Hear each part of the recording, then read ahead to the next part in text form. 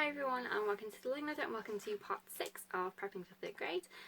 This week I have got a few tasks that I want to accomplish involving large pieces of furniture. So I'll show you them and what I want to do with them in a minute, but I just thought we'd have a little chat before we start. So what's on my list this week and what I want to get done. So big shelf is just about reorganisation, taking things off that we are definitely not using now or no plans to next year, filing them away for future children, and doing new labels. Then the work boxes to the left, I'm restructuring their design, which I'll talk about when I show you them, and new labels for those. My wardrobe, which you can't see because it's out of shot here, again tidying up and reorganising. So those are like the 3 furniture items that I want to do this week. Then in terms of curriculum and everything else and what I'm doing, I am working on this week. I did a spreadsheet for all our games and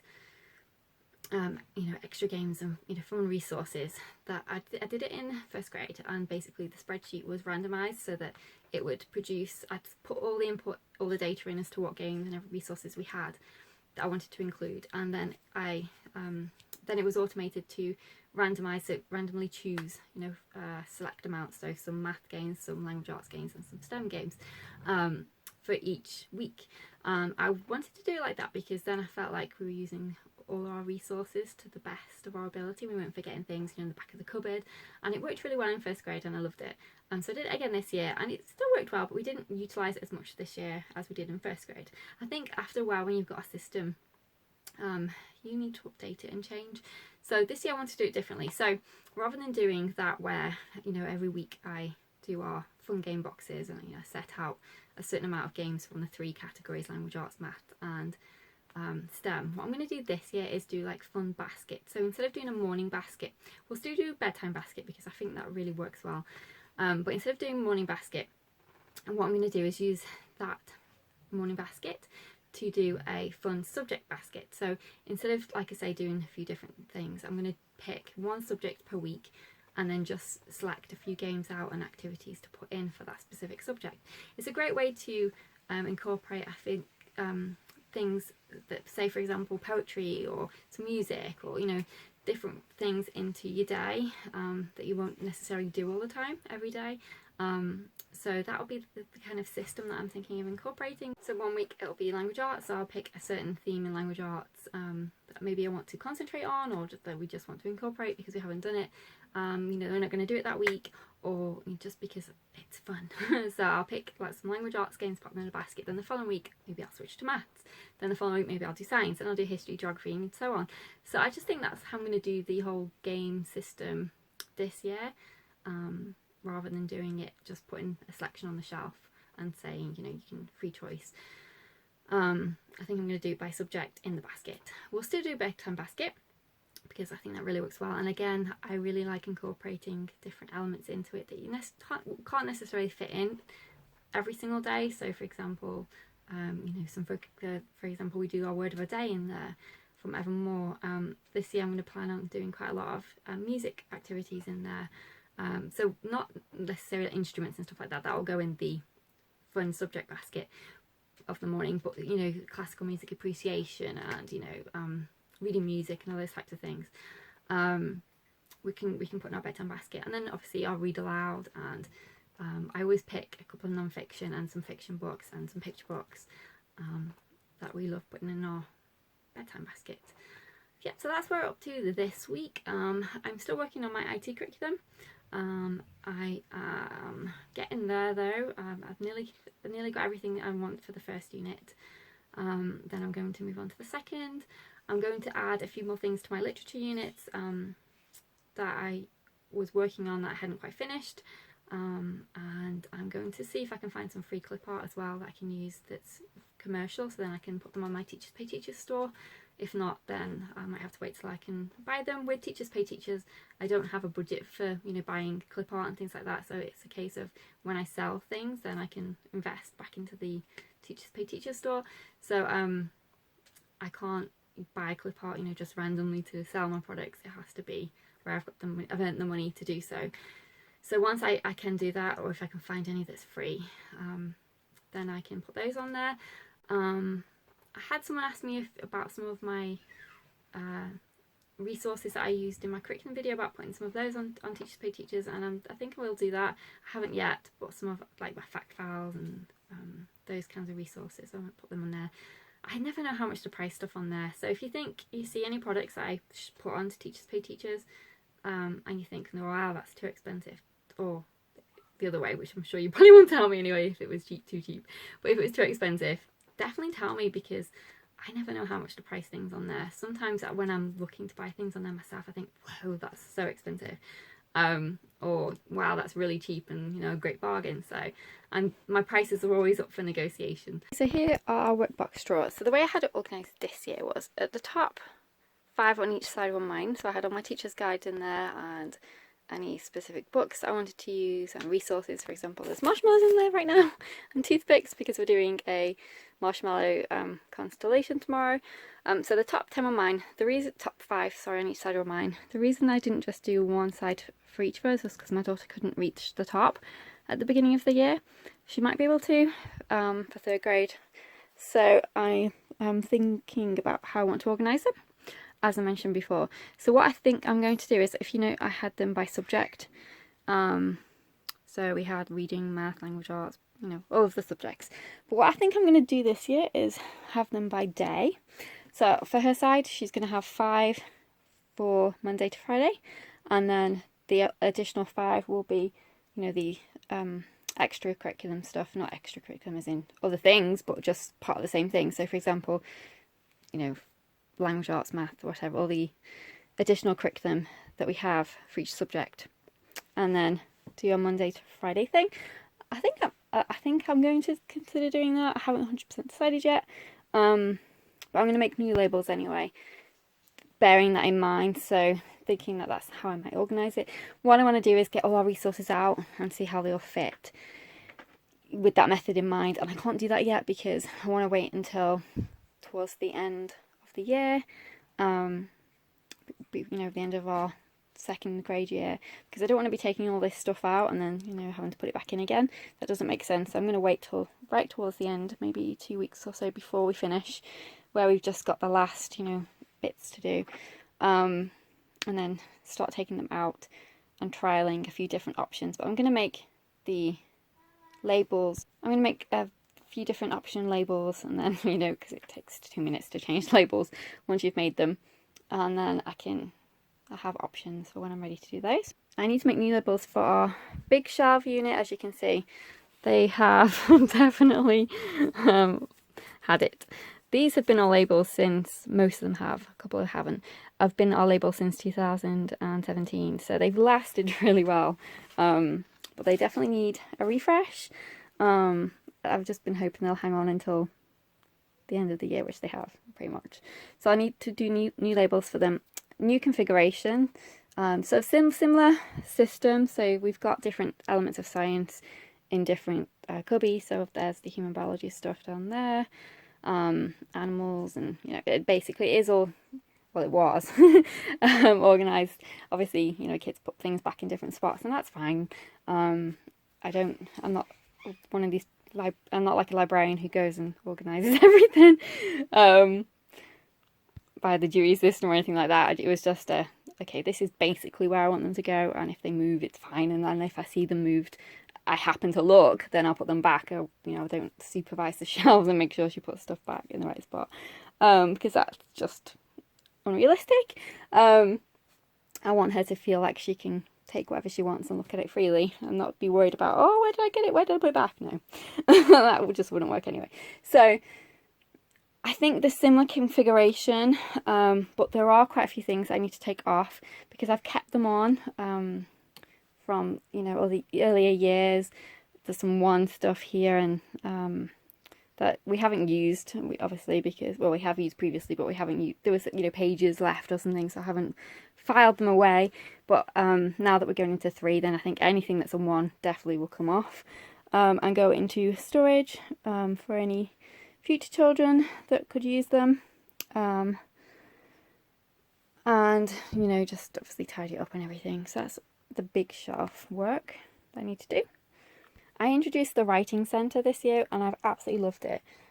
So it's messy now because it's, you know, it's been used. But I do have a video on it. I'll link it below for when I did set it up, and it was all nice and organised. But, you know, again, being realistic, it doesn't stay like that for very long, which is fine. They're supposed to be used and not supposed to be ornaments. So yes, this has worked great and I'm definitely going to do it again this year. I just want to obviously refresh it and reorganise it and everything else, and I love this system as well. Again, I'll just be changing them out and putting different things in. I love the fact that she'll just go up to it, get paper out, Mad Libs out, and just do it by herself, you know, because she wants to do it, as opposed to me saying, okay, time to go and get this out, because it's there and it's fun, because, you know, it's all nicely organised with the, like, you know, the sequins, and, you know, it just makes it inviting for them. So I definitely consider having some kind of, it doesn't have to be like this, but some kind of writing box where you've got a few fun supplies, because you'll be amazed how much difference that makes in terms of them wanting to go to that area themselves. So yes, I definitely want to reorganise this. This is my main cupboard. It's not the only one. We do have three other shelves with other stuff on, and then our STEM zone as well. This is organised in subjects. So we've got 2 maths, so we've got language arts, geography and music at the bottom, and then miscellaneous science. Well, not miscellaneous, but science is over here. As I said, it gets messy towards the end of the year, you know. Be realistic with your expectations of how you organise stuff. It's going to get messy, especially if your kids are helping themselves, which is the whole idea, to make it accessible. This was a wardrobe, an IKEA wardrobe that I got, that we changed into a shelving unit because we'd outgrown it. So we just got some wooden shelves cut from B&Q, their DIY store, and then just made it into a little shelving unit, and it's been great. I love it. It's perfect storage, but I want, obviously, needs reorganising and tidying up. So that's on my list to do for this week. Saxon Math, that's another one I'm working on too. So I talked about, I think it was in, I don't even know which video, maybe when I was doing my review of Saxon K or Saxon 1. I think it was when I did my review of Saxon 1 or explained to you how I use math. I talked about that when it came to grade 3, that you could do 3, so Saxon 3, or you could do 5-4. 5-4 is 4th grade to 5th grade, and 3 is a 3 as far as I'm concerned. But they do have an overlap, but they are massively different too. So with the elementary Saxon years, so K to 3, they're all very hands-on, lots of manipulatives involved, real-life skills, which I really love. So, you know, cooking, making fractions out of chopping things, and using all those manipulatives, which I think are really great to make math alive and, you know, bring it to life. Then when you get to 5-4, and I should say K to 3 is very teacher intensive, so you do have to teach a lesson, go through everything with them. Now when they get to 5-4, it is more independent, because by that time they should be, well, not necessarily should be, but they might be able to confidently read everything and do it that way. So it, you know, more student led as opposed to teacher led. And there is an overlap between the two, definitely. So my dilemma was, do I do 3 this year, or do I do 5-4? Because there is also an overlap between 2 and 3 as well, as in for a couple of, I think there's a portion of the book, like there is with any curriculum, that is covering things that they covered the previous year to review and everything else. But the way I feel about maths is there's no harm in doing review, provided that it's useful and, you know, it's actually serves a purpose and it's setting them up for future skills. And I also feel like there's a massive difference between 3 and 5-4 in terms of the quantity of work required. So for example, in 3 you'll have a worksheet, a front and back. You can decide obviously whether to do front and back, because doing just front is fine. You don't have to do back. The back is more for independent use, if they want to practice a skill more or something along those lines. And with 5-4 you are talking about tripling the amount of questions easily that they're expected to do. And I do think with maths it's not just about skill, but it's also about stamina. And as you get older, your stamina increases for how long you can sit and do a bunch of maths questions and still enjoy it. So that really did make the difference in terms of whether I went from 3 to 5-4. And there was enough in 3 that she can continually progress with, that we don't need to make that big leap and say, okay, we're going to do 5-4. Because there's no reason to. She can do 5-4 in 4th grade, which would be absolutely fine. It'll be perfectly on track for where she should be. I don't see the need to jump just for the sake of jumping. And that's how I feel about it. So what I'm going to do with 3 is there are...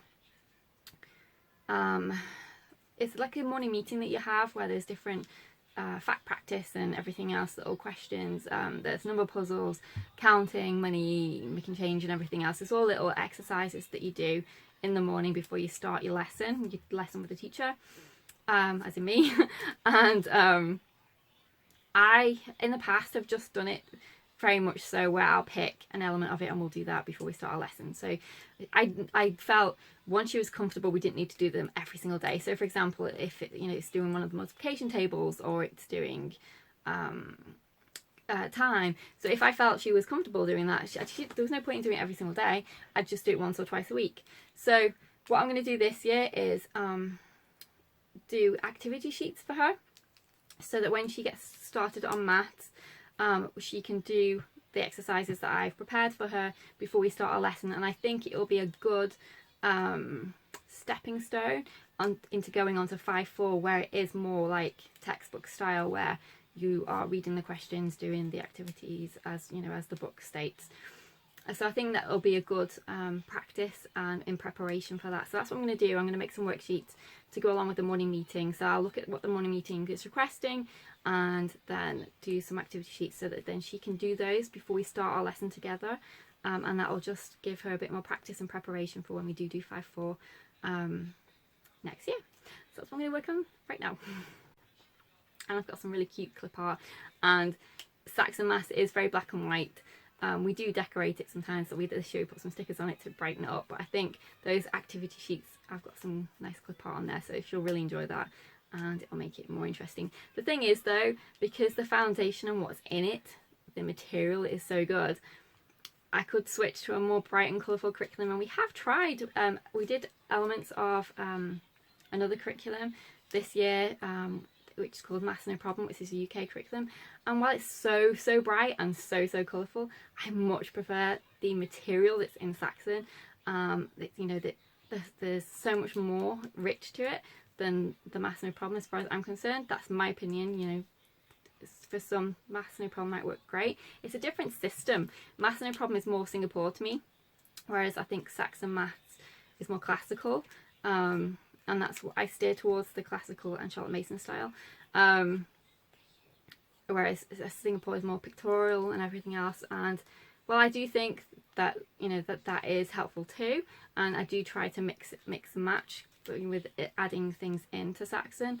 I do really like how Saxon's methodology works and how you can definitely see where they're leading up into doing a new skill. So for example, before we started regrouping, we were doing it with money, and then by the time we got to the regrouping, she was set. She knew exactly what she was doing, and I skipped ahead, not in terms of Saxon, but I skipped ahead in bringing place value for earlier than what Saxon introduced it, so that when we actually got to how they presented the place value, she was really comfortable with it. But I actually really liked how they introduced the place value as well. So that just is another thing where I was like, oh, that's a really good idea and a method of doing it. So that's probably why I think I like it so much. Not because of how it looks, because it's really not colourful and bright and everything else, but the content and the material of it, the meat is great. So I think I can add the flourishes, I can add the garnish and make it look prettier. And she can get the best of both worlds. So that's why we stuck with Saxon. I mean, there might come a time where I think, because I was very tempted by the Good and the Beautiful Math, so I'm not going to lie. But I just think that I should, for right now anyway, continue with what's working and don't get, you know, drawn in by all the new things, because you don't have to change everything if it's working. That's something else I want to talk about. New content for September. So I usually have some time off over the summer for making content, because, you know, I want to spend time with, you know, having fun and doing everything else. And then I usually come back with in September, you know, back to school week and all that kind of stuff. So showing you what we're doing for our first day. So I'll still do that, and I'll probably end up doing that in August, because that usually happens. I usually end up posting at least one, even though I say I'm not going to. And then in September, I'm thinking about how I want to do videos. So this year, I did 1 video a week, which I think is about what I want to do again next year. Sometimes there are times when I add more, but I'd like to say set myself a schedule of at least 1 and maybe extra. So I think this year my 2 staples, if you like, were favourites and homeschool updates.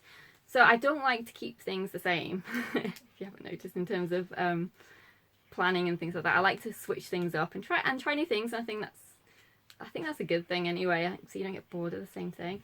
So I am going to switch that to, I'll still do favourites and still do updates, but they won't be every month. I probably will do them seasonally. And then I thought I'd do some new things. So for example, like I mentioned earlier about doing my morning basket, which won't be morning basket, but you know, my subject baskets. So I think I might do, like, post 1 of those or 2 of those a month, showing you what I'm putting in them. And what else? Maybe some work boxes and some a video maybe on what we've read that month. I think that would be a fun one, because I love books so much. So I think that would be a fun one to share what we read that month, what we really enjoyed. I always like getting book recommendations. So, and then the usual, if there's a haul, whatever, squeeze those in. So I think that's the kind of content I'm looking on making for September. If you've got any recommendations or requests, let me know. I can always try and factor those in. Getting ready to print off my planner, so I'm going to use the colourful one for obvious reasons, because I like colourful things. But my daughter, as soon as she saw this, really wanted one too. So I'm actually going to make her a planner too, but a kid version of it. Some of the pages will be the same, but obviously some of them will be different. And I've got some really cool clip art, so some ocean, and I might make an ocean one, but I might do I've got a ladybird one as well, so I'm going to see which one she prefers. I think I'll end up probably making both, and then she can decide which one she prefers, or whether she wants to mingle them. I think it makes a match. But yes, I'm just about to print off my planner. I'm going to put it into a binder this year. I'll probably end up doing a separate video showing you my planner system for the year. There won't be a sort of prepping video, it'll just be a regular video of my planner for the year. Shortly, once I've got everything set up in there. Yes, I'm just going to hit print now and get this ready to go. This full, and this full, and in here as well. Those are all things that I need to put onto our shelves, ready for next year, into the rightful homes. I can't do that yet, as I said, until right before the end of the year. It's time to think about summer, which probably will seem strange to a lot of you, because you're probably already on your break, but we haven't yet started ours. And I was thinking about what I want to do.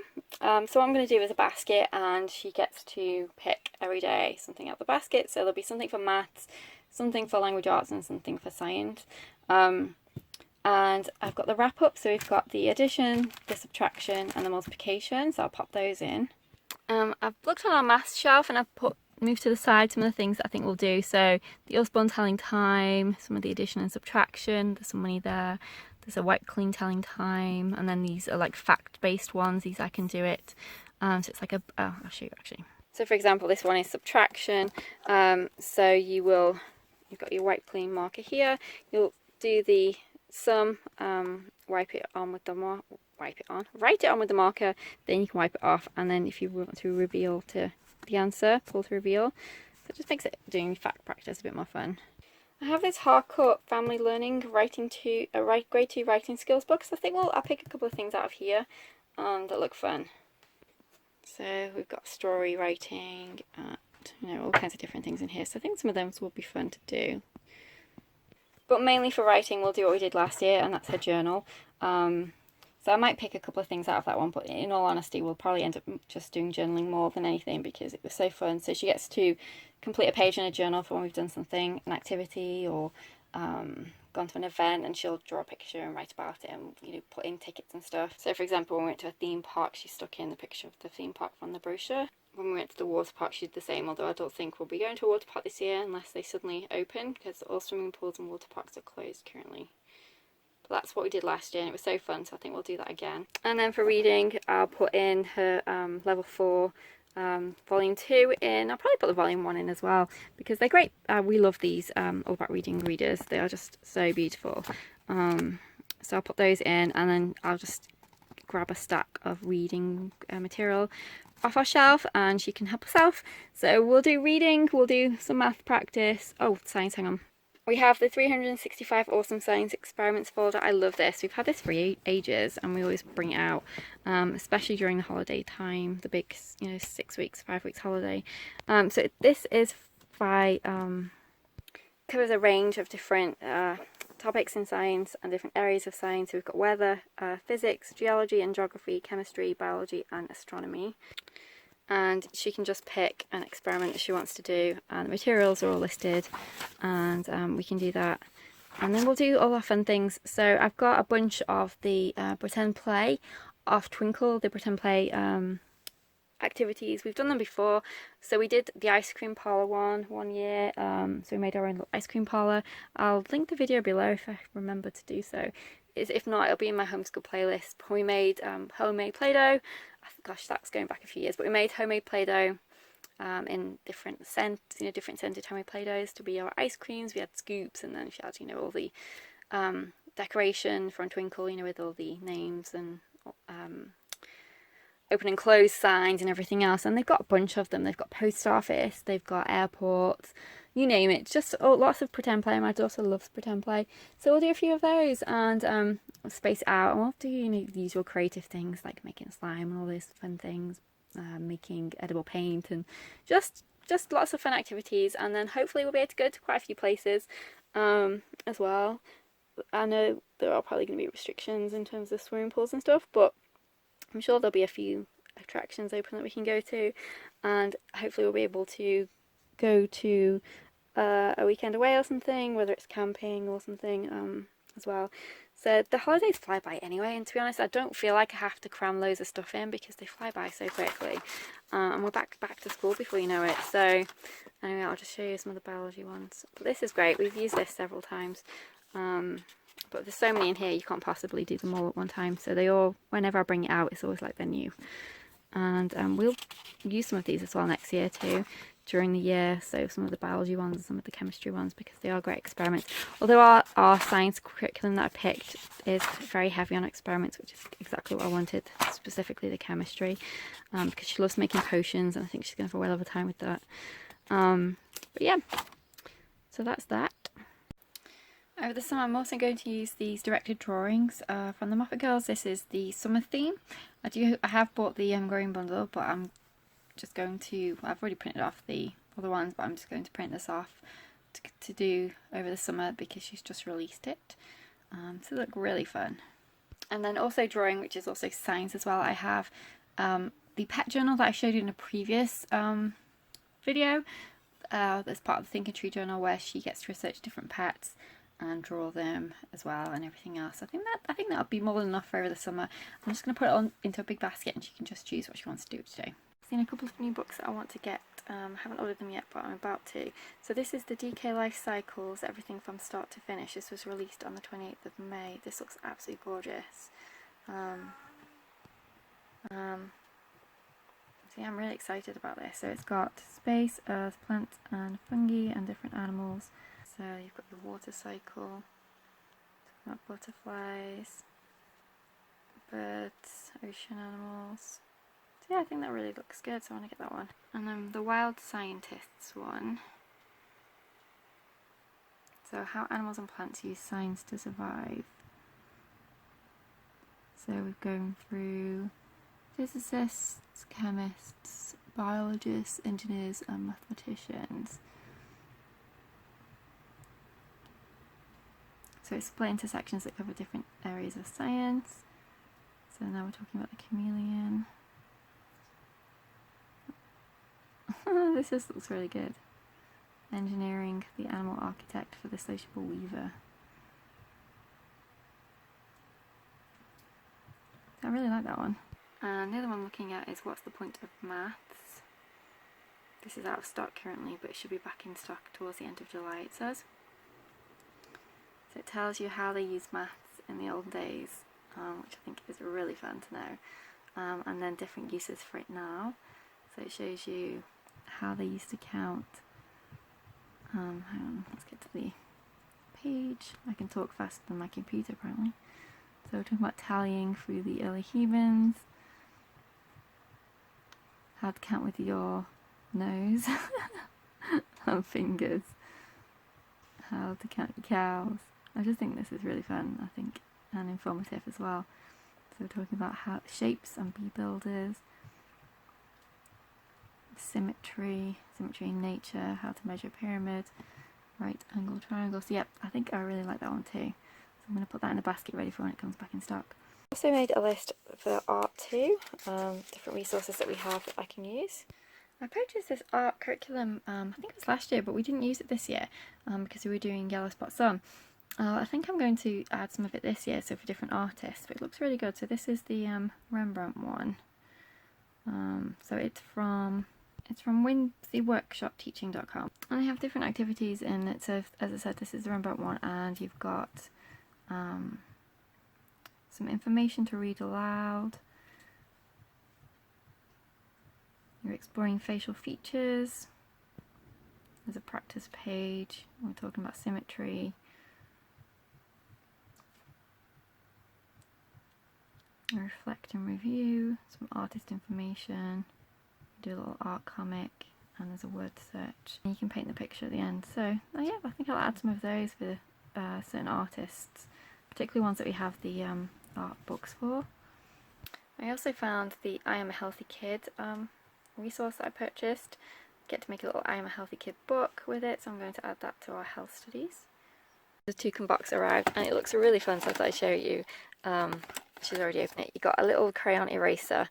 Your magazine is all about the ocean, which we'll come to in a second. But the activities I think were so fun. So it's a mini greenhouse, so you get to make a mini greenhouse. It even comes with your seeds as well, to make too. There's all your pieces, your soil, everything is in there. So you get to plant. What are we planting? I saw the seeds before. Hang on. Nasturtiums, basil, and sunflower, and then it also has like a little. It also has all the stickers and everything in there. All the instructions of how to make it. So it looks so fun. And then it also comes with, that's what I was looking for, the little greenhouse journal. So you can keep track of how everything is growing. And it's also got some other educational things in there. So we've got parts of a plant. Time to replant. Give your plant a new home when they get a certain height. So yeah, that's really fun. I'm super excited to make that one. And then this one is honeybee and bamboo beehive. Which you get to make your little beehive.